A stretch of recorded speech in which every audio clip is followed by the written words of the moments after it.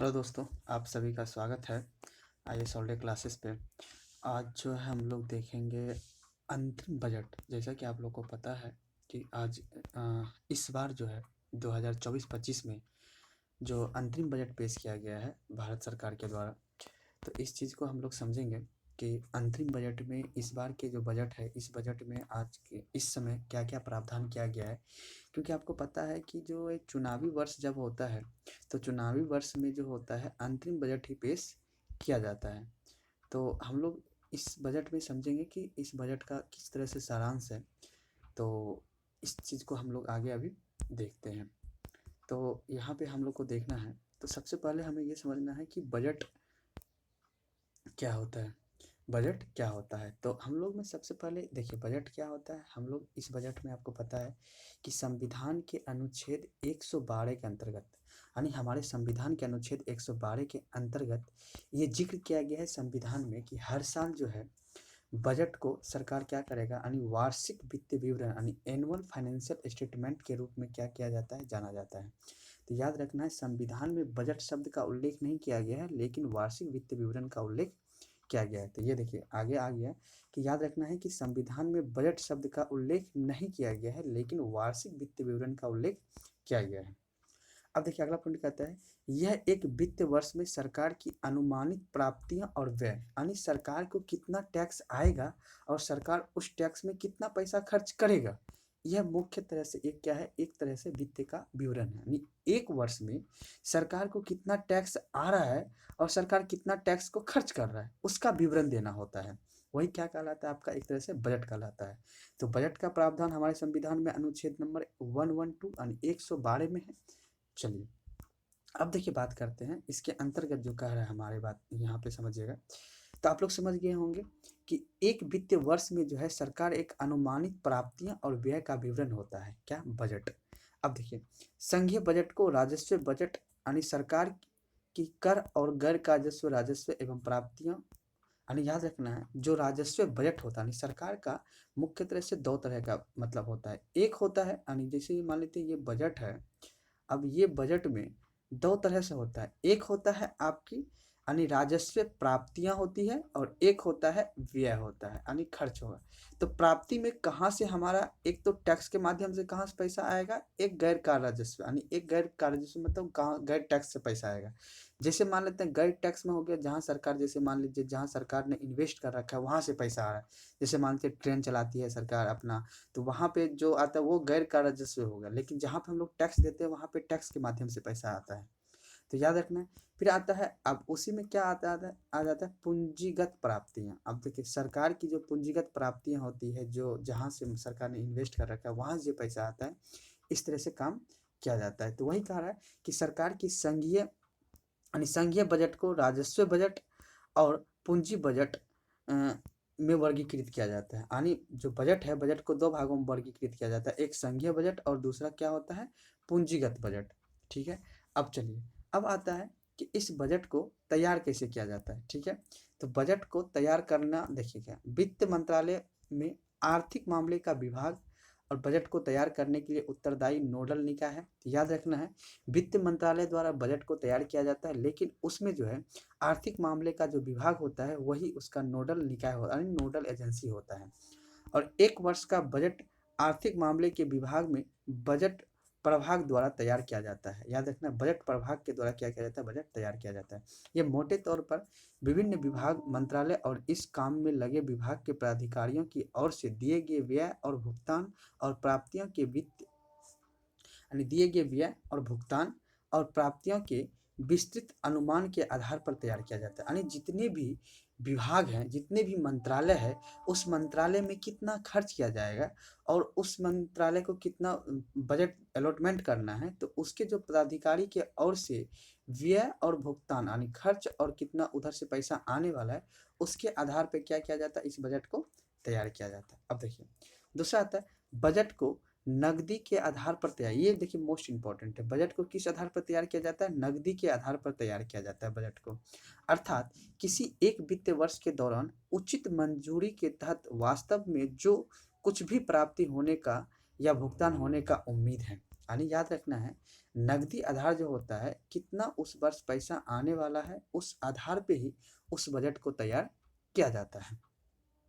चलिए अब आगे हम बात करते हैं बजट की प्रस्तुति की बात करते हैं, यानी बजट जो प्रस्तुत किया जाता है। तो आपको पता है कि बजट जो है संसद में पेश किया जाता है, और संसद में जो उससे संबंधित, जो मंत्रालय से संबंधित जो मंत्री होते हैं, यानी वित्त मंत्री जो होते हैं, वही बजट को क्या करते हैं, पेश करते हैं। तो याद रखना है, बजट की प्रस्तुति की राष्ट्रपति जो है, राष्ट्रपति प्रत्येक वित्त वर्ष में संसद के दोनों सदनों के समक्ष वार्षिक वित्त विवरण पेश करता है। ठीक है, संसद में केंद्रीय वित्त मंत्री द्वारा बजट पेश किया जाता है, और इसे दो भाग में, भाग ए और भाग बी में प्रस्तुत किया जाता है। भाग ए में यह बजट का समष्टि आर्थिक यानी मैक्रो इकोनॉमिक्स का भाग होता है, और इसके तहत सरकार की अलग अलग योजनाओं और प्राथमिकताओं की घोषणा की जाती है। इसके तहत अलग अलग क्षेत्रों के लिए निधि भी आवंटित की जाती है। ठीक है, समझ गए बात को, भाग ए के अंतर्गत। ठीक है, अब बात करते हैं हम लोग भाग बी के अंतर्गत क्या कह रहा है। अब देखिए, भाग बी में है, ये वित्त विधेयक से संबंधित होता है। इसमें आयकर संबंधी संशोधन और अप्रत्यक्ष जैसे कर, कराधान प्रस्ताव शामिल होता है। देखिए भाग बी में क्या है, मैक्रो इकोनॉमिक्स से संबंधित कहाँ कहाँ क्या खर्च किया जाना है, नहीं किया जाना है। और भाग बी में है, वित्त विधेयक से संबंधित होता है। इसमें टैक्स से संबंधित यानी आयकर से संबंधित संशोधन और अप्रत्यक्ष कर जैसे कराधान प्रस्ताव शामिल होते हैं। अब देखिए, अब आता है बजट पेश किए जाने वाले मुख्य दस्तावेज। अब देखिए, वित्त मंत्री के बजट भाषण के अलावा संसद में पेश की जाने वाले प्रमुख बजट का दस्तावेज निम्नलिखित है। पहला, वार्षिक वित्त विवरण अनुच्छेद 112 के तहत किया जाता है। फिर अनुदान मांग 113 के तहत किया जाता है, और वित्त विधेयक वो 110 के तहत किया जाता है। आपको पता है कि जो वित्त विधेयक का जो दस्तावेज, वो तो वित्त मंत्री के द्वारा, जिसे हम लोग बजट कहते हैं, वो अनुच्छेद 112 के तहत है। लेकिन अनुदान की जो मांग की गई है, यानी सब्सिडी वाली जो बातें होती है, वो अनुच्छेद 113 के तहत बात की गई है। और वित्त विधेयक से संबंधित, आपको पता है कि हमारे संविधान में विधेयक 4 प्रकार की गई है। एक साधारण विधेयक है, एक वित्त विधेयक है, एक धन विधेयक है, एक संविधान संशोधन विधेयक है। लेकिन जब पैसा से लेन देन की बात आती है, वो हमारे वित्त विधेयक यानी 110 के तहत की जाती है। ठीक है, और FRBM अधिनियम के तहत, याद रखना, FRBM अधिनियम के तहत अनिवार्य राजकोषीय नीति का विवरण भी किया जाता है। इस चीज को याद रखना है।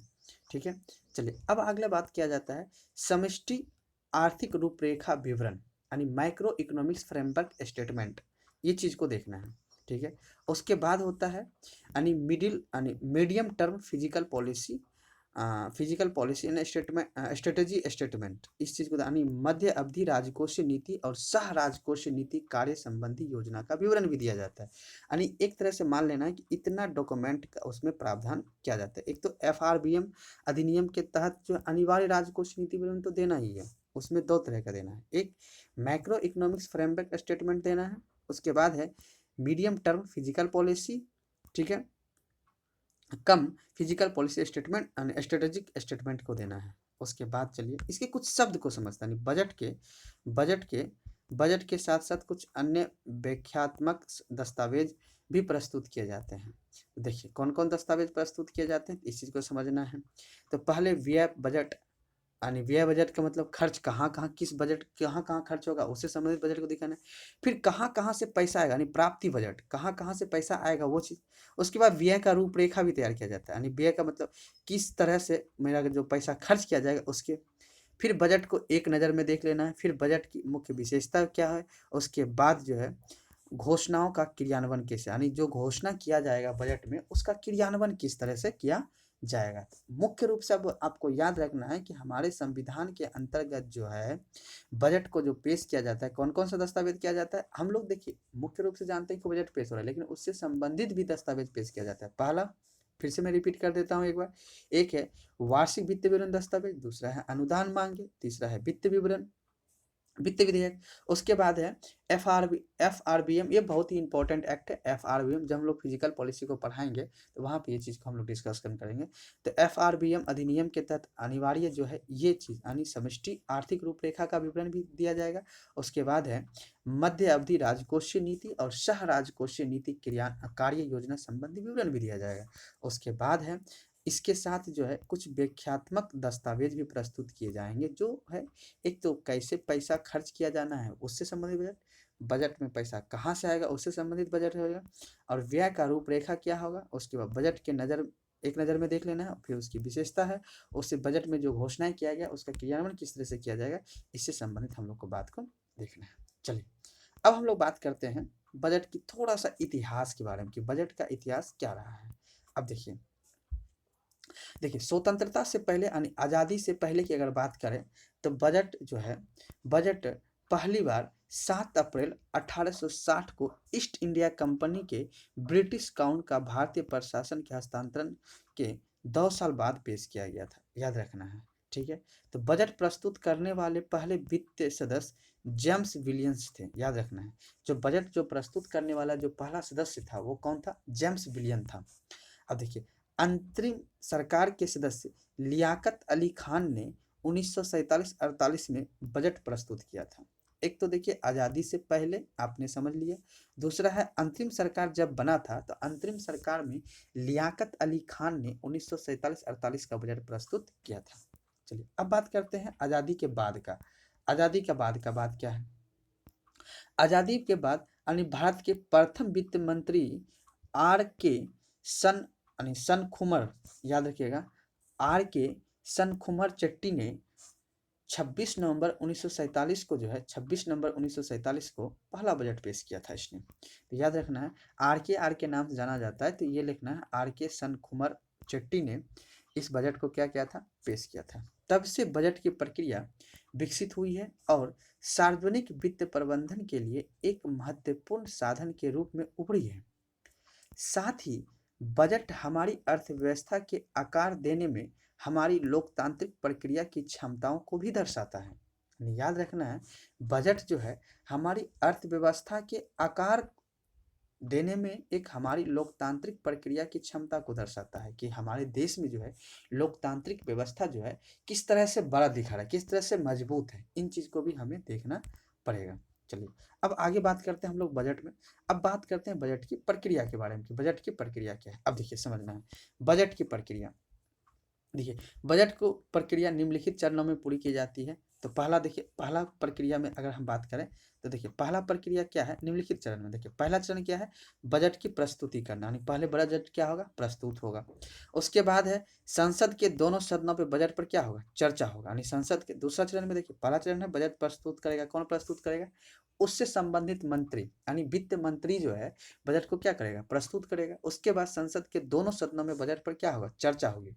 उसका तीसरा चरण में क्या है, अस्थाई समिति द्वारा, याद रखना किस समिति द्वारा, अस्थाई समितियों द्वारा अलग अलग मंत्रालय की अनुदान मांगों को क्या करेगी, जांच करेगी। जो मांग की गई है मंत्रालय द्वारा, वो मंत्रालय की जो मांग है वो सही है या नहीं है, उससे संबंधित मंत्रालय क्या करेगी, उसकी जांच करेगी।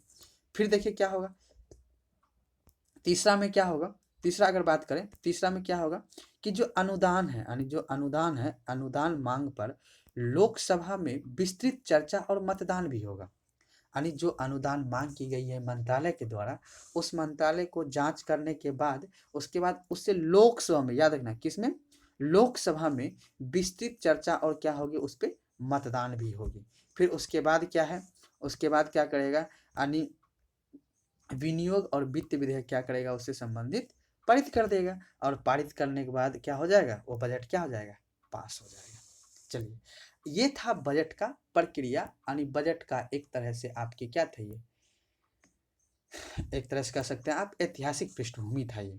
अब चलिए बात करते हैं हम लोग कि इस बार का जो अंतरिम बजट है, इस बजट की क्या विशेषताएं हैं, क्या की बात की गई है। तो देखते हैं अंतरिम बजट, आप समझ गए अंतरिम बजट कब पेश किया जाता है, जब उस साल चुनावी ईयर हो, लोकसभा का चुनाव होने वाला हो, तो उस साल जो है संपूर्ण बजट पेश ना होके अंतरिम बजट को पेश किया जाता है। अब देखिए क्या कहता है, चूंकि 2024 का चुनावी साल है, इसलिए सरकार ने अभी पूर्ण बजट के बजाय अंतरिम बजट पेश किया है। पूर्ण बजट के बजाय कौन सा बजट पेश किया है? अंतरिम बजट को पेश किया है। चलिए, अब कह रहा है अंतरिम बजट होता क्या है? तो अंतरिम बजट यह एक अल्पकालिक वित्त योजना होती है। इसे अगले चुनाव तक सरकारी खर्चों को कवर करने के लिए पेश किया जाता है। यानी जब तक अगला चुनाव ना हो जाए उसके एवज में क्या किया जाता है? सरकार के खर्चों को कवर करने के लिए पेश किया जाता है। अब देखिए, पूर्ण बजट क्या होता है? पूर्ण बजट क्या होता है? इसके विपरीत है। अंतरिम बजट में केवल नई सरकार के गठन तक अल्प अवधि में सरकार के अनुमानित राजस्व और व्यय के अनुमान को प्रस्तुत किया जाता है, जबकि पूर्ण बजट में सरकार के राजस्व, व्यय और आवंटन और आर्थिक नीतियों के विवरण सहित सरकारी वित्त के हर पहलू को शामिल किया जाता है। ठीक है, याद रखना है, पूर्ण बजट में सरकार के राजस्व, व्यय, आवंटन एवं आर्थिक नीति के विवरण सहित सरकारी वित्त के हर पहलू पे शामिल किया जाता है, जबकि अंतरिम बजट जो है केवल नई सरकार के गठन तक अल्प अवधि में सरकार की अनुमानित राजस्व और व्यय के अनुमान को ही प्रस्तुत किया जाता है। समझिए बात को। चलिए आगे बढ़ते हैं। अंतरिम बजट के लिए सरकार संसद में लेखा अनुदान पारित करता है। याद रखना, सरकार जो है अंतरिम बजट के लिए क्या पेश करता है? लेखा अनुदान पेश करता है। अब देखिए, लेखा अनुदान क्या है? यानी वोट ऑन अकाउंट। संविधान के अनुच्छेद 116 में, याद रखना है, संविधान के अनुच्छेद 116 के अनुसार लेखा अनुदान तत्कालीन व्यय की आवश्यकताओं को पूरा करने के लिए भारत की संचित निधि से सरकार को एक अग्रिम भुगतान की प्रावधान करता है। तो याद रखना है, जो लेखा अनुदान होता है वो क्या होता है? संविधान के अनुच्छेद 116 के अनुसार तत्काल व्यय की आवश्यकताओं को पूर्ति करने के लिए भारत की संचित निधि से सरकार को क्या करता है? सरकार को अग्रिम भुगतान का प्रावधान करता है। चलिए, अब हम लोग बात करते हैं आगे है भाग। हमने बोला था कि भाग दो भागों में बजट को क्या किया जाता है? पेश किया जाता है।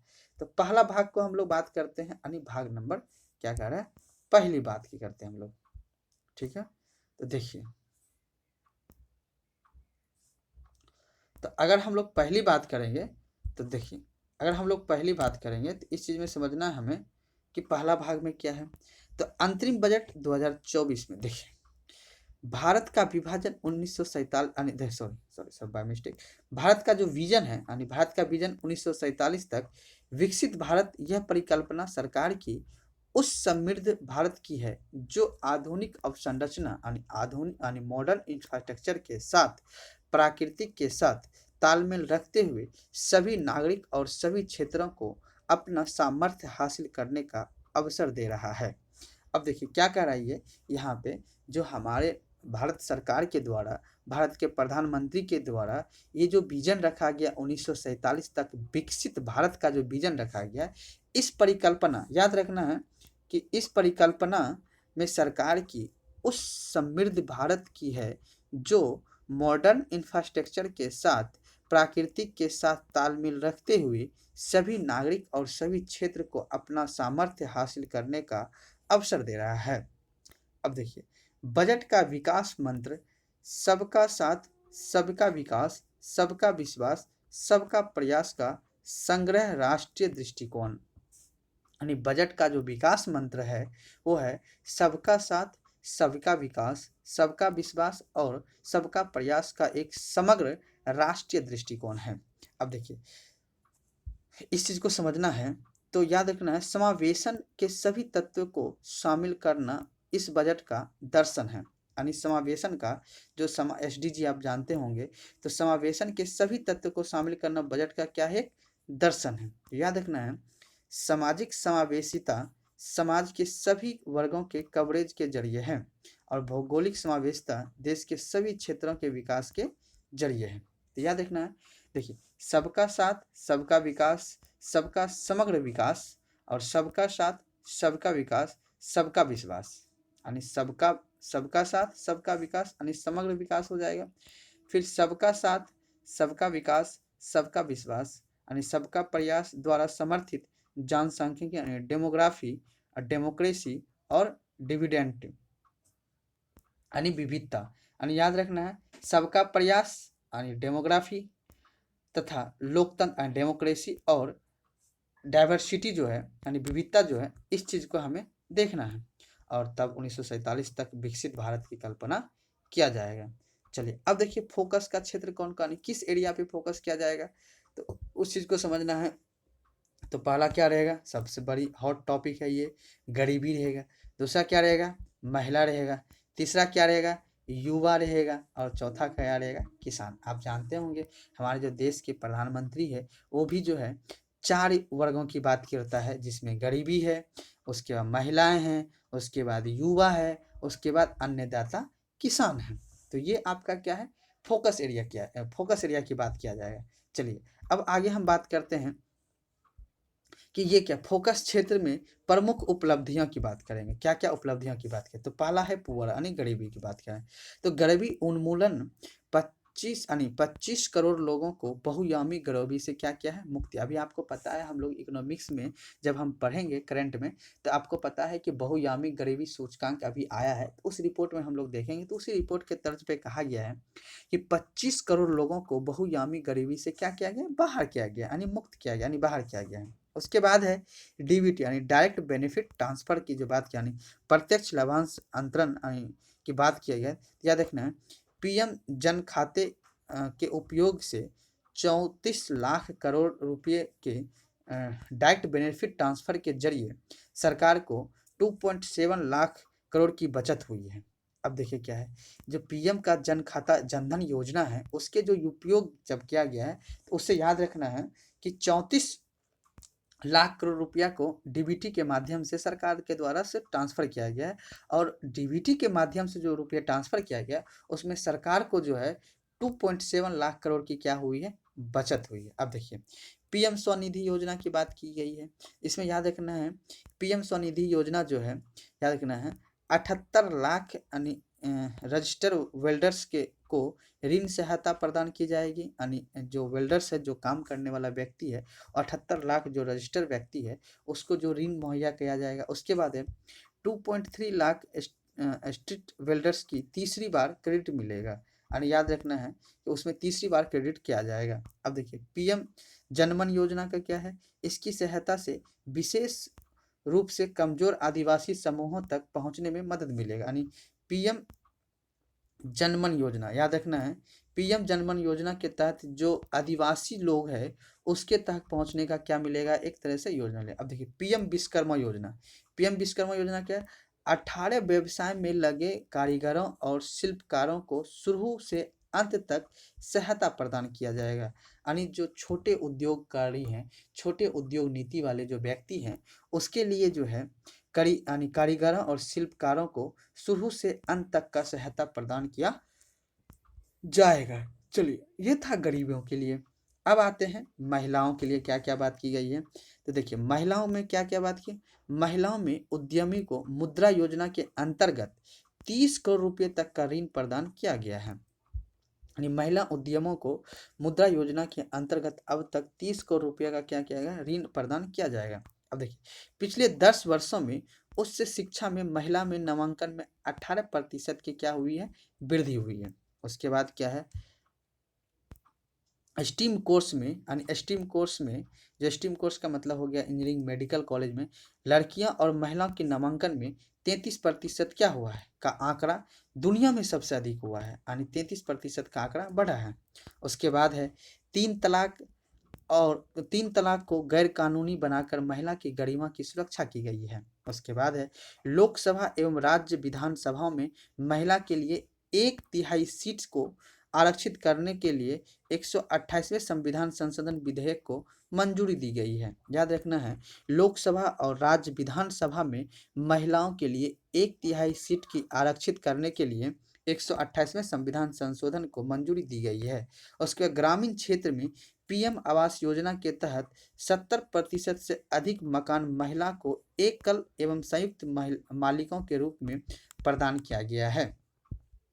ये थी महिला के लिए। तो याद रखना है महिला के लिए कौन कौन सी, एक तो मुद्रा योजना की बात की गई है, दूसरा है उच्च शिक्षा महिला की नामांकन में क्या हुई है 28% की वृद्धि दर्ज की गई है। उसके बाद जो है जो स्ट्रीम कोर्स है इंजीनियरिंग मेडिकल वगैरह का जो कोर्स है उसमें 43% की आंकड़े बढ़ गई है। उसके बाद 3 तलाक को गैर कानूनी से महिला की गरिमा को एक सुरक्षा मुहैया कराया गया है। उसके बाद लोकसभा एवं राज्य के विधानसभा में महिला के लिए 1/1 सीटों को आरक्षित करने के लिए 128वें संविधान संशोधन को क्या मिला है, एक मंजूरी मिला है। उसके बाद पीएम आवास योजना के तहत जो है 70% से अधिक मकान महिला को एकल एवं संयुक्त महिला के रूप में क्या मिला है, उसे प्रयुक्त किया गया है। चलिए अब करते हैं युवा की बात। युवा पीढ़ी के लिए क्या किया गया है, तो युवा पीढ़ी के लिए देख लेते हैं हम लोग। युवा पीढ़ी देखिए बात किया गया, यानी राष्ट्रीय शिक्षा नीति 2020 में परिवर्तनकारी सुधार की शुरुआत की गई है।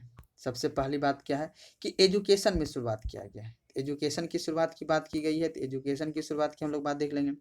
दूसरा है PM school for rising India, यानी PM school for rising India में यह देखना है कि जो है इसमें गुणवत्तापूर्ण पढ़ाई हो रही है और बच्चे का समग्र एवं चौमुखी विकास किया जा रहा है। यानी जो पीएम स्कूल राइजिंग इंडिया है उसमें गुणवत्तापूर्ण एजुकेशन की बात की गई है और बच्चे की समग्र एवं चौमुखी का विकास किया जा रहा है। उसके बाद बात करेंगे हम लोग कौशल भारत मिशन, यानी कौशल भारत मिशन में 1.4 लाख युवाओं को प्रशिक्षित किया जाएगा और 54 लाख युवाओं को कौशल को अपग्रेड किया जाएगा और लगभग जो है एक तरह से मान सकते हैं आप 3000 नए ITI की स्थापना किया जाएगा। उसके बाद है उच्च शिक्षण संस्थान में, इस चीज को याद रखना है आप लोगों को कि उच्च शिक्षण संस्थान हेतु नामांकन में जैसे 7 IIT, 16 IITS और 7 IIMs और 15 एम्स और 390 विश्वविद्यालय स्थापित किए गए हैं। पीएम मुद्रा योजना कुल मिलाकर 22.5 लाख करोड़ के 43 करोड़ लोन स्वीकृत किए गए हैं। यानी पीएम मुद्रा योजना में कुल मिलाकर 22.5 लाख करोड़ के 43 करोड़ लोन को क्या किया गया है, स्वीकृत कर लिया गया है। उसके बाद है फंड ऑफ फंडर्स, उसके बाद है स्टार्टअप इंडिया और स्टार्टअप क्रेडिट गारंटी योजनाएं युवाओं की सहायता करने एवं रोजगारदाता बनाने के लिए है। उसके बाद है खेलो युवा, 2023 में एशियाई खेलों और एशियाई पैरा खेलों की पदक तालिका में अब तक का सबसे बेहतरीन स्थान हासिल हुआ है। उसके बाद है 2023 में, यानी कह रहा है इस चीज़ को याद रखना है कि 2023 में शतरंज के प्रतिभाशाली खिलाड़ी यानी पगदानंद ने मौजूदा विश्व चैंपियन मैगर्स और कार्लसन के विरुद्ध कड़ी चुनौती पेश की है और भारत में वर्तमान में 80 से अधिक शतरंज ग्रैंड मास्टर है, जबकि 2010 में इनकी संख्या 20 से कुल ज़्यादा थी। चलिए अब बात करते हैं किसान के लिए की बात की गई है। हमने देखिए बात की सबसे पहले किसके लिए बात की थी, मैंने बात की गरीबी का, फिर महिलाओं की, फिर युवाओं की। अब हम बात करते हैं अन्नदाता किसान की बात क्या क्या की। देखिए पीएम किसान सम्मान योजना के तहत बात की तो लघु एवं सीमांत किसानों के सहित 11.8 करोड़ किसानों की प्रत्यक्ष वित्तीय सहायता प्रदान की जा रही है। उसके बाद है पीएम फसल बीमा योजना के तहत 4 करोड़ किसान इससे लाभान्वित हो रहे हैं। उसके बाद है इलेक्ट्रॉनिक्स राष्ट्रीय कृषि बाजार यानी 1361 मंडियों को एकीकृत कर दिया गया है और इसमें 3 लाख करोड़ रुपये का मूल्य का कारोबार हो रहा है तथा 1.8 करोड़ किसानों को सेवा मिल रही है।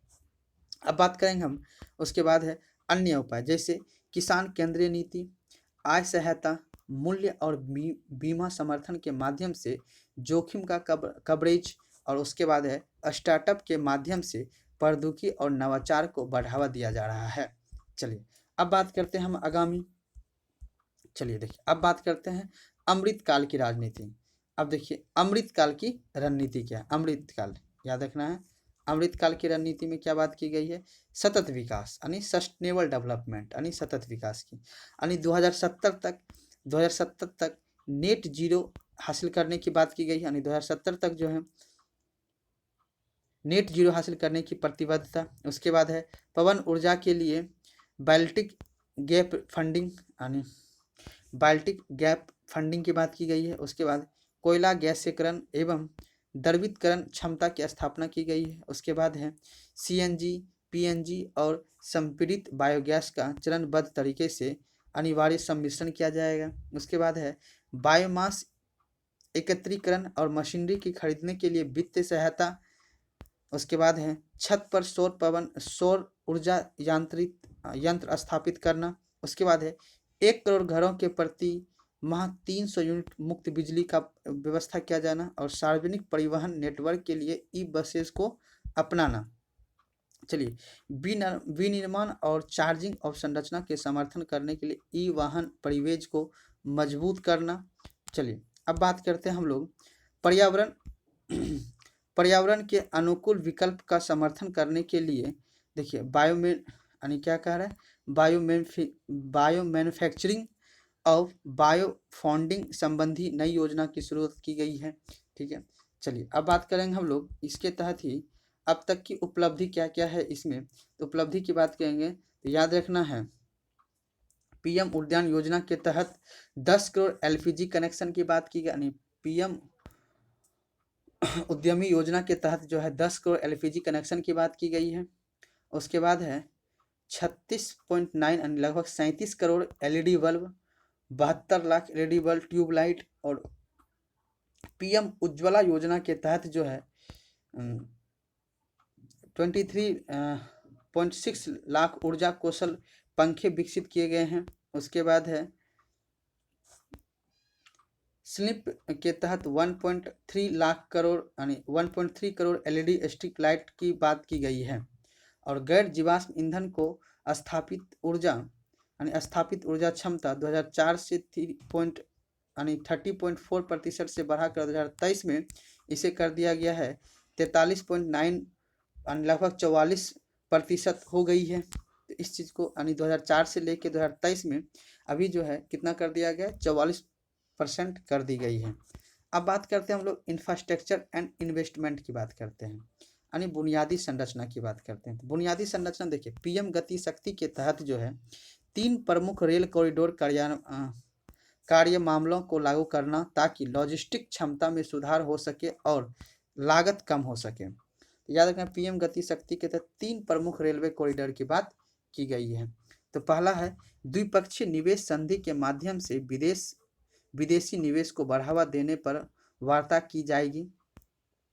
उड़ान योजना के तहत मौजूदा हवाई अड्डे का विस्तार और नए हवाई अड्डा व्यापक विकास होगा। मेट्रो रेल और नमो भारत के माध्यम से शहरी परिवर्तन को क्या मिलेगा, बढ़ावा मिलेगा। चलिए, अब तक की क्या क्या उपलब्धियां हैं इस चीज़ को थोड़ा सा देख लेना है। तो हम लोग थोड़ा सा इस चीज़ को देखते हैं। एक हम फिर बात कर लेते हैं हम लोग समावेशी विकास का। देखिए, आकांक्षी जिला कार्यक्रम राज्य के तेजी से विकास और रोजगार सृजन में सहायता करेगा। ठीक है, पूर्वोत्तर विकास क्या करेगा, पूर्वी क्षेत्र और वहां के लोगों को भारत के विकास का एक शक्तिशाली चालक बनाना। ठीक है, पीएम आवास ग्रामीण योजना के तहत अगले 5 वर्षों तक अतिरिक्त 2 करोड़ घरों बनने का लक्ष्य रखा गया है। ठीक है, मध्यम वर्ग के लिए आवास योजना मध्यम वर्ग को अपना घर खरीदने बनाने के लिए प्रोत्साहन करने के लिए शुरू किया जाएगी। ठीक है, मौजूदा अस्पताल के इंफ्रास्ट्रक्चर का उपयोग करके अधिक मेडिकल कॉलेज स्थापित किए जाएंगे। ठीक है, 9 से 14 वर्ष के आयु के लड़कियों के लिए यानी सर्वाइकल कैंसर के टीकाकरण को प्रोत्साहन किया जाएगा, यानी सर्वाइकल कैंसर टीकाकरण के लिए देखभाल किया जाएगा। मृत एवं शिशु स्वास्थ्य देखभाल क्रियान्वयन में तालमेल के लिए विभिन्न योजनाओं को एक व्यापक कार्यक्रम के तहत लाया जाएगा। ठीक है, बेहतर पोषक उपलब्ध कराकर बाल अवस्था देखभाल विकास के लिए यानी समक्ष आंगनवाड़ी पोषण 2.0 के तहत आंगनवाड़ी केंद्र को अपग्रेड करने में तेजी लाई जाएगी। ठीक है, उसके बाद है टीकाकरण के प्रबंधन के लिए तैयार किया गया नया यूबिन प्लेटफॉर्म और मिशन इंद्रधनुष को पूरे देश में तेजी से आरंभ किया जाएगा। उसके बाद है आयुष्मान भारत योजना के अंतर्गत स्वास्थ्य देखभाल के विस्तार हेतु सभी आशा कार्यकर्ताओं, आंगनबाड़ी कार्यकर्ताओं और सहायिका को भी शामिल किया जाएगा। तो इस चीज़ को समझना यहाँ पे ध्यान से कि हमारा जो है आयुष्मान भारत योजना के अंतर्गत स्वास्थ्य देखभाल के विस्तार के सभी आशा व कार्यकर्ताओं, आंगनबाड़ी कार्यकर्ताओं और सहायिकाओं को भी शामिल किया जाएगा। चलिए अब बात करते हैं, अब तक की उपलब्धियों की बात कर लेंगे। तो आकांक्षी जिला में समावेशी विकास 1112 याद रखें, पहली तिमाही के भीतर जो है प्रवास पूर्व देखभाल के लिए पंजीकृत महिलाओं का प्रतिशत क्या हुआ है, बढ़ गया। अक्टूबर 2023 में 89 हो गया है और जबकि 2018 में 68% था। चलिए अब बात करेंगे हम लोग यानी कृषि एवं खाद्य प्रसंस्करण के बारे में। कृषि एवं खाद्य प्रसंस्करण के बारे में, तो कृषि एवं खाद्य प्रसंस्करण की बात करते हैं तो फसल कटाई के बाद यानी फसल कटाई के बाद जो है गतिविधियों में निजी एवं सार्वजनिक निवेश को बढ़ावा देना, यानी फसल कटाई के बाद ही गतिविधियों में निजी एवं सार्वजनिक निवेश को बढ़ावा देना, जैसे उपज एकीकृत यानी एकीकृतकरण करना, ठीक है, क्या करना, उपज एवं एकीकृत करना, आधुनिकीकरण यानी मॉडर्न भंडारण की बात की गई है, कुशल आपूर्ति श्रृंखला, प्राथमिक और माध्यमिक प्रसंस्करण एवं विपणन और फंडिंग यानी मार्केटिंग और फंडिंग की बात की गई है। चलिए अब बात करते हैं सभी कृषि जलवायु क्षेत्र में विभिन्न फसलों पर यानी नैनो डैप का विस्तार किया जाएगा। क्या किया जाएगा, यानी सभी कृषि जलवायु क्षेत्रों में विभिन्न फसलों पर नैनो डैप का उपयोग का विस्तार किया जाएगा। आत्मनिर्भर तिलहन अभियान, आत्मनिर्भर तिलहन अभियान के लिए आत्मनिर्भरता हासिल करने के लिए कार्य नीति तैयार किया जाएगा, ठीक है। उसके बाद है खुराक यानी खुरपका और मुखपका रोग का नियंत्रण करने तथा दुधारू पशुओं की उत्पादकता बढ़ाने हेतु डेयरी विकास के लिए व्यापक कार्यक्रम तैयार किया जाएगा, ठीक है। प्रधानमंत्री मत्स्य संपदा योजना के क्रियान्वयन को बढ़ावा दिया जाएगा ताकि जलीय कृषि उत्पादकता में वृद्धि की जा सके, निर्यात को दोगुना किया जा सके एवं रोजगार के अधिक अवसर पैदा हो सके। इन लक्ष्यों की प्राप्ति के लिए 5 एकीकृत एक पार्क स्थापित किए जाएंगे। उसके बाद है ब्लू इकोनॉमी 2.0 को बढ़ावा देना, जलवायु के अनुकूल कार्यपालकों को बढ़ावा देने के लिए एकीकृत और बहुक्षेत्रक दृष्टिकोण के साथ तटीय एक्वाकल्चर और परिकल्चर का एक योजना शुरू किया जाएगा।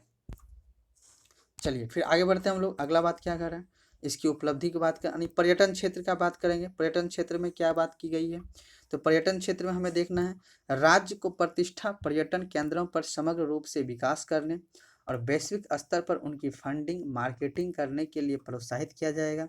सुविधा यानी याद रखना है, तो सुविधा और सेवा की गुणवत्ता के आधार पर पर्यटन केंद्रों की रेटिंग के लिए एक रूपरेखा स्थापित किया जाएगा। पर्यटन विकास के वित्त पोषण के लिए राज्यों को एक समान अवसर पर ब्याज मुक्त दीर्घकालीन ऋण प्रदान किया जाएगा, ठीक है। लक्षद्वीप सहित अन्य द्वीपों के लिए बंदरगाह कनेक्टिविटी पर्यटन संबंधी बुनियादी ढांचे और सुविधा के लिए एक परियोजना शुरू किया जाएगा। फिर बात करते हैं अन्य उपाय, लाखपति दीदी का लक्ष्य 2 करोड़ से बढ़ाकर 3 करोड़ करना है, ठीक है। लखपति दीदी का तात्पर्य है स्वयं सहायता समूह यानी सेल्फ हेल्प ग्रुप ऐसी महिला सदस्य जो प्रति परिवार प्रति वर्ष कम से कम 1 लाख रुपए का अस्थायी आय अर्जित करती है, ठीक है। चलिए अब बात करते हैं अनुसंधान और नवाचार को बढ़ावा देना। तो अनुसंधान और नवाचार में 50 साल के ब्याज मुक्त ऋण के साथ 1 लाख करोड़ रुपए का कोष स्थापित किया जाना, ठीक है। रक्षा उद्देश्य में आत्मनिर्भरता में तेजी लाने के लिए डीप टेक प्रौद्योगिकी को मजबूत करने हेतु एक नई योजना शुरू की जाएगी, ठीक है। विकसित भारत के लिए एक राज्य में सुधार यानी विकसित भारत के सपने को साकार करने के लिए राज्य में समृद्धि और विकास अनेक सामर्थ्यकारी सुधार की जाने की जरूरत है। इसके लिए 50 वर्ष के ब्याज मुक्त ऋण के रूप में 75,000 करोड़ रुपये का प्रावधान करने का प्रस्ताव किया गया है। सामाजिक चुनौती का समाधान करना, तीव्र जनसंख्या और जनसांख्यिकी परिवर्तन के कारण उत्पन्न चुनौती का समाधान करने एवं विकसित भारत के लक्ष्य को प्राप्त करने के लिए एक उच्चाधिकार प्राप्त समिति का गठन किया जाएगा। चलिए अब बात करते हैं भाग बी का। तो देखिए भाग 1 तक हमने बात की, मुख्य रूप से पीढ़ियों की बात की, यानी 4 पीढ़ी की जो सरकार बात करते हैं उसमें, जिसमें गरीबी था, महिलाएं था, युवाएं था, किसान था, ये 4 पीढ़ी। उसके बाद मैंने सस्टेनेबल डेवलपमेंट के तहत बात की, फिर फूड कॉरपोरेशन यानी जो खाद्य प्रसंस्करण है उसके तहत हम लोग बात की, फिर किसान तहत बात की। तो अब हम लोग जो है बात करेंगे बी के तहत हम लोग बात करेंगे, ठीक है। देखिए बी में बात करेंगे हम लोग। तो बी की अगर हम बात करें तो बी में हमें ये चीज़ देखना है कि क्या क्या बात करना है। देखिए सबसे पहला है डायरेक्ट इनडायरेक्ट कर, यानी प्रत्यक्ष और अप्रत्यक्ष कर की बात करते हैं। तो प्रत्यक्ष कर में हमें ये चीज़ को देखना है। तो देखिए प्रत्यक्ष कर में क्या बात करें कि पिछले 10 वर्षों में कर संग्रह 3 गुना से क्या हो गया है, अधिक हो गया है। यानी पिछले 10 वर्षों में टैक्सेशन जो है 3 गुना क्या हुआ है, बढ़ा है, ठीक है। तो अब देखिए टैक्स रिटर्न दाखिल करने वाले की संख्या में 2.4% गुना क्या हुआ है, वृद्धि हुआ है। 2.4 गुना क्या हुआ है, वृद्धि हुआ है। टैक्स रिटर्न को प्रोसेस करने का औसत आय जो है, यानी औसत समय जो है 93 दिन था, जो घटकर अब कितना कर दिया, घटकर कितना 2023-24 में 10 दिन हो गया है। 7 लाख रुपए तक की आय वाले करदाता को कोई टैक्स देने की जरूरत नहीं है। बात करें खुदरा व्यवसाय के लिए जो है प्रिवेंटिव कराधान की सीमा 2 करोड़ रुपए से बढ़ाकर 3 करोड़ रुपए कर दिया गया है, ठीक है। मौजूदा कंपनियों के लिए कॉर्पोरेट टैक्स की दर 30% से घटाकर 22% और नई विनिर्माण कंपनी के लिए 15% कर दर कर दी गई है, ठीक है। चलिए अब बात करते हैं करदाता सेवाओं में सुधार, यानी फेसलेस यानी असेसमेंट और अपील और टैक्स रिटर्न भरना और नया फॉर्म 2000 यानी फॉर्म 26 AS को दिया गया है। अब देखिए बात करते हैं हम लोग अप्रत्यक्ष कर में क्या क्या चीज प्रावधान किया गया। वित्त वर्ष 2024 में औसत मासिक GST संग्रह 2 गुना बढ़ा है, ठीक है। देखिए इनकम टैक्स में 3 गुना बढ़ा है, ठीक है, 10 वर्षों में, ठीक है। कितना बढ़ा है, 3 गुना बढ़ा है। जबकि 2024 में कितना बढ़ा है, 2 गुना बढ़ा है GST में। तो ये होकर हो गया 21.66 यानी 66 लाख करोड़ रुपए हो गया है। GST लागू होने के बाद की अवधि 2017 से लेकर 2023 में राज्य में कर उछाल टैक्स बॉयंसी देखा गया है, और यह 2012-16 की अवधि में 0.72 था, जो बढ़कर 2017 से 23 में 1.22 हो गया है। अधिकांश वस्तुएं और सेवाएं की लॉजिस्टिक लागत और उनकी कीमत में क्या करना है, कमी आई है, ठीक है। चलिए 2019 में इंपोर्ट रिलीज टाइम्स में कमी आई है, ठीक है। यानी 2019 में इंपोर्ट रिलीज टाइम में क्या आई है, कमी आई है, ठीक है। अब देखना है अंतर्देशीय कंटेनर डिपो पर 47% क्या हुआ है, कम हुआ है, ठीक है। एयर कार्गो कॉम्प्लेक्स पर 28% क्या हुआ है, कम हुआ है। समुद्री बंदरगाह पर 27% क्या हुआ है, कम हुआ है। अब बात करना है टैक्स ऑर्बिटल्स और चुंगी को समाप्त करके आपूर्ति श्रृंखला को बेहतर बनाया गया है। टैक्स ऑर्बिटल्स और चुंगी को समाप्त करके आपूर्ति श्रृंखला को क्या किया गया है, बेहतर किया गया है। चलिए अब बात करते हैं हम लोग अगला कर प्राप्तियों का संग्रह रुझान। तो सकल कर प्राप्ति कितना है, 11.2 से लेके 11.1, ठीक है। चलिए इस डाटा को हम लोग छोड़ देते हैं। अब बात करते हैं हम लोग कर प्रस्ताव की जो बात की गई है। तो कर प्रस्ताव में क्या गया है, कर प्रस्ताव में निरंतरता स्टार्टअप और सोवरेंट हेल्थ फंड एवं पेंशन फंड द्वारा किए गए निवेश के कुछ कर लाभ तथा कुछ IFSC यूनिट के लिए कर छूट को 31 मार्च 2025 तक क्या कर दिया गया है, बढ़ा दिया गया है, ठीक है। बकाया प्रत्यक्ष कर को माफ कर दिया गया है। वित्त वर्ष 2009-10 की अवधि में 25,000 करोड़ रुपए तक का और वित्त वर्ष 2011-15 तक के अवधि में 10,000 करोड़ रुपए तक का माफ किया और इससे लगभग 1 करोड़ करदाताओं को लाभ होने की उम्मीद है। प्रत्यक्ष और अप्रत्यक्ष कर, आयात शुल्क, कॉर्पोरेट कर के लिए समान कर दर बनाएं। प्रत्यक्ष और अप्रत्यक्ष कर, आयात शुल्क, कॉर्पोरेट टैक्स के लिए समान कर दरों को बनाए रखा गया है। अब देखिए बात कर लेते हैं थोड़ा सा टैक्स की। अगर बात हो रही है तो इस चीज़ को थोड़ा सा हम लोग समझ लेते हैं।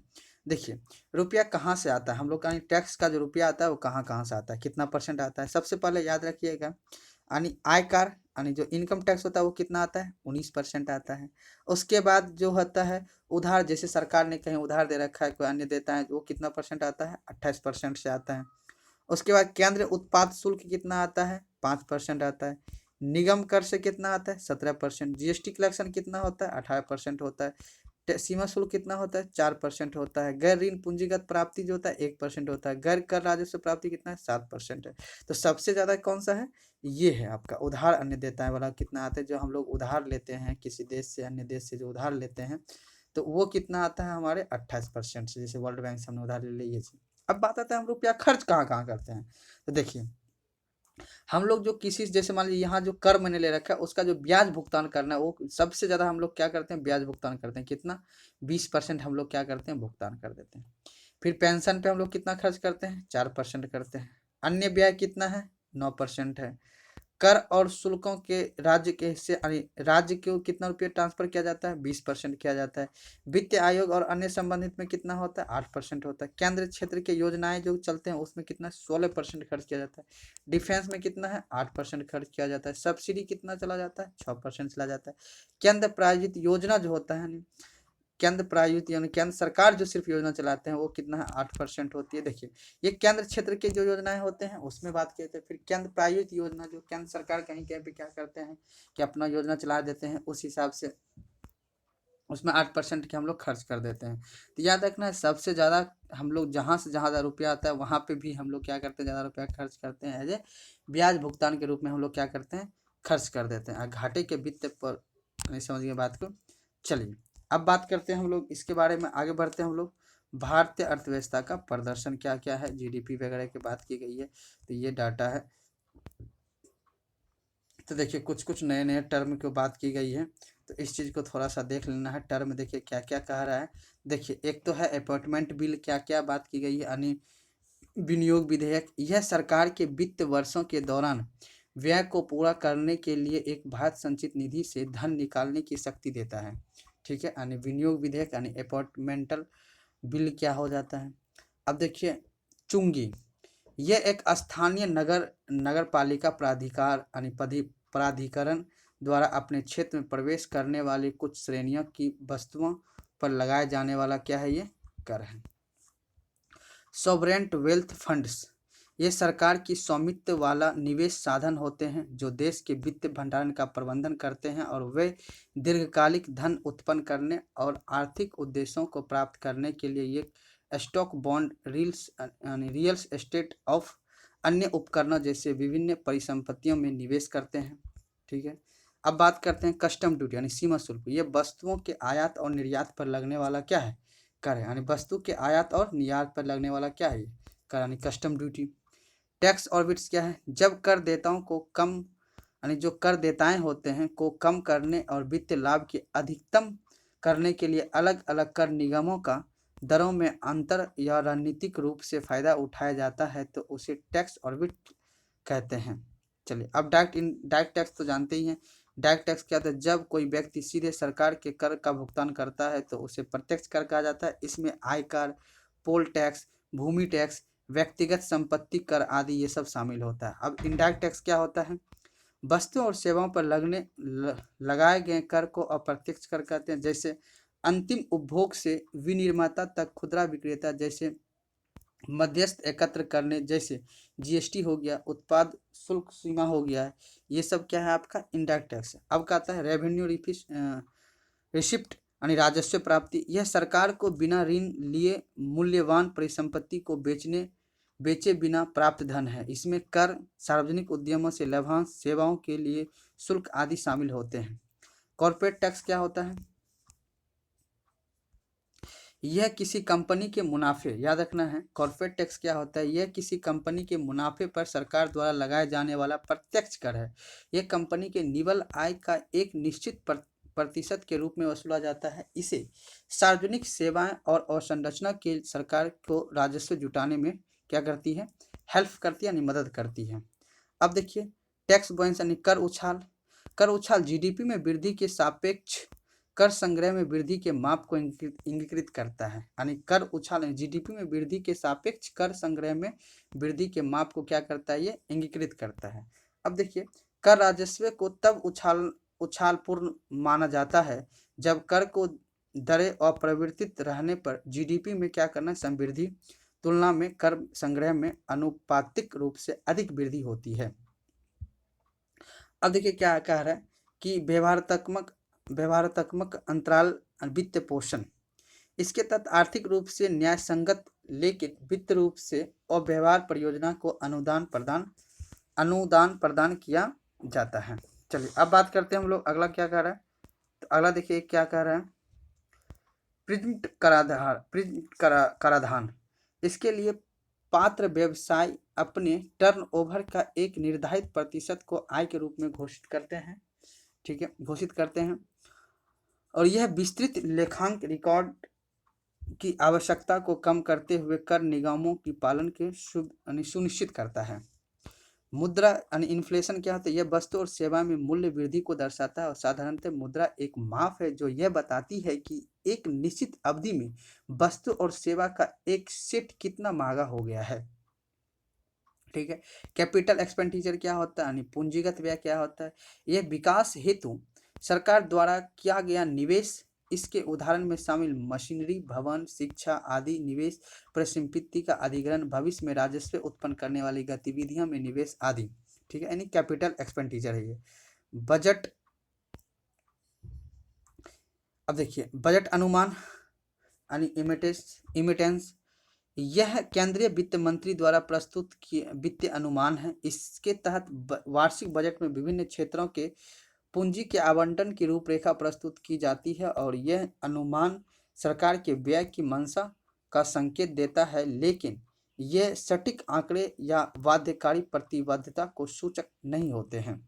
डायरेक्ट बेनिफिट ट्रांसफर डीबीटी का उद्देश्य समाज कल्याण की विभिन्न योजनाओं के लाभ और सब्सिडी के समय पर सीधे लाभार्थी के बैंक खाते में अतिरिक्त करना है और यह बिचौलियों को समाप्त करता है और किसी भी धोखेधड़ी को रोकता है और दक्षता और प्रभावशीलता को पारदर्शिता सुनिश्चित करता है। अब देखिए बात करते हैं हम लोग लेबर फोर्स, ठीक है, यानी श्रम बाल भागीदारी किसी भी देश की आबादी में कामकाजी उम्र की आबादी के प्रतिशत को दर्शाता है, ठीक है। किसी भी देश की आबादी में कामकाजी उम्र की आबादी को प्रतिशत क्यों दर्शाता है, इसकी गणना श्रम बाजार में सक्रिय रूप से काम कर रहे और काम की तलाश में कर रहे लोगों की आधार पर की जाती है। चलिए देखिए अब बात करते हैं हम लोग, इसमें कुछ मतलब ये है धन विधेयक से संबंधित विशेष प्रक्रिया आपके आर्टिकल क्या है, आपके आर्टिकल 109 में है, ठीक है। अब बात करते हैं धन विधेयक की परिभाषा जो है 110 में बात की गई। वित्त विवरण ये जानते हैं, बजट जो है अब 112 में है। अब देखिए 113 में प्रकलनों की संबंधित संसद में प्रक्रिया है। विनियोग विधेयक 114 में बात की गई है। अनुपूरक अतिरिक्त अधिक अनुदान 115 में वित्त के लेखा अनुदान की बात की गई। 116 में वित्त विधेयक से 12 में विशेष प्रावधान जो 117 में बात की गई है। 150 में जो है आपका संघ एवं राज्य का लेखा प्रारूप है, ठीक है। ऑडिट रिपोर्ट 151 में बात की गई है। 265 में जो है आपके विधि प्राधिकार के बिना कर नहीं लगाया जाएगा, ठीक है। 206 भारत और राज्य के संचित निधियों को लोक लेखक आकस्मिक निधि 267 में है। उसके बाद बात की गई है 267 में आकस्मिक निधि हो गया। 275 में कुछ राज्यों को संघ से अनुदान है। 280 में वित्त आयोग है। 281 में वित्त आयोग की सिफारिश है। 252 में भारत सरकार द्वारा उधार लेना, ठीक है। तो ये बात की उधार लेना यानी 292 में। तो ये जो आर्टिकल है ये आपके बजट से संबंधित लेखानुदान से संबंधित की बात की गई है। तो अब देखिए आप समझ गए होंगे आज का बजट में क्या क्या प्रावधान है। तो मुख्य रूप से आप इस चीज़ को देख लेना कि हमारे संविधान में किस किस तरह की बजट की बात की गई है। चलिए तो आज की जो है क्लास हम लोग यहीं स्थगित करते हैं।